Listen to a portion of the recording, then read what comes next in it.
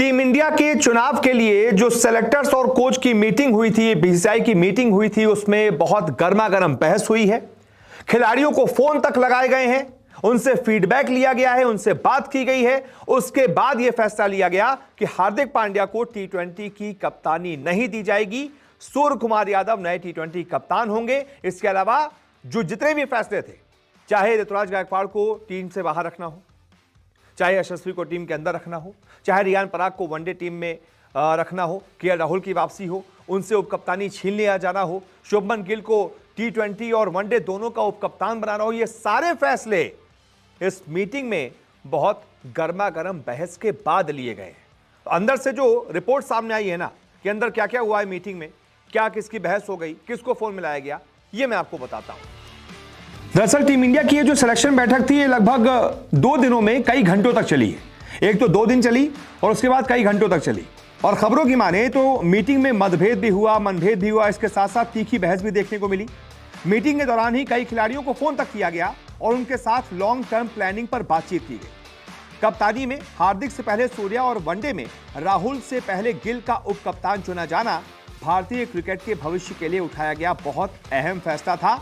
लेकिन यह फैसला लिया जाना इतना आसान नहीं था, क्योंकि मीटिंग में काफी बहस और मतभेद देखने को मिले। खिलाड़ियों को फोन कॉल किए जा रहे थे और टीम मैनेजमेंट की दीर्घकालिक योजनाओं पर बात की जा रही थी, उनसे समझाया जा रहा था, उनसे फीडबैक लिया जा रहा था और उन्हीं के फीडबैक के आधार पर फैसले लिए जा रहे थे। इसी में सबसे बड़ा फैसला था पांड्या से ज्यादा सूर्या पर भरोसा, और यह फैसला खिलाड़ियों से बातचीत के आधार पर ही लिया गया है। सिलेक्शन मीटिंग में एक राय यह भी थी कि टी20 टीम के मौजूदा उपकप्तान हार्दिक पांड्या को कप्तान नहीं बनाना उनके साथ अन्याय होगा। यह माना गया, ये कई लोगों ने बोला, खासकर तब जब उन्होंने विश्व कप के दौरान शानदार प्रदर्शन किया। लेकिन फिर बताया गया कि खिलाड़ियों के भरोसे के कारण पलड़ा जो है वो सूर्य कुमार यादव के पक्ष में झुक गया। ज्यादा खिलाड़ी सूर्या के पक्ष में थे। बीसीसीआई को जो फीडबैक मिला वो ये था कि खिलाड़ी पांड्या की तुलना में यादव पर ज्यादा भरोसा करते हैं और उनके अधीन काम करने में, यानी कि उनके अधीन खेलने में, उनकी कप्तानी में खेलने में ज्यादा सहज थे। यह फैसला इसलिए भी लिया गया क्योंकि जब ईशान किशन पिछले साल दक्षिण अफ्रीका दौरे के बीच में ही भारतीय कैंप छोड़ने वाले थे, तब सूर्य कुमार यादव ही थे जिन्होंने उन्हें वहीं रुकने के लिए मनाने की कोशिश की थी।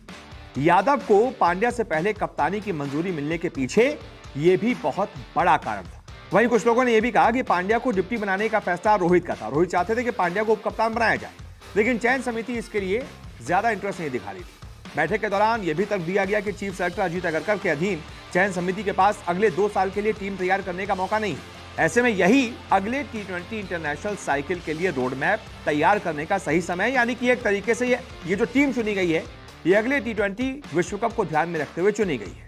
और यह भी कहा गया कि टी20 विश्व कप विजेता टीम के उपकप्तान हार्दिक पांड्या को चीफ सेलेक्टर अजीत अगरकर और हेड कोच गंभीर ने पहले ही अपने फैसले के बारे में बता दिया था कि भाई आप शायद ही अब कप्तान बनेंगे, आपसे हम उपकप्तानी भी ले रहे हैं, आप एज अ प्लेयर खेलिए, क्योंकि फिटनेस के मामले में आपने बहुत ज्यादा टीम को आप पर भरोसा नहीं, क्योंकि 1 जनवरी 2022 से खेले गए कुल लगभग 80 टी20 इंटरनेशनल मैचेस में 46 ही ऐसे मैच थे जिसमें हार्दिक पांड्या खेल पाए थे।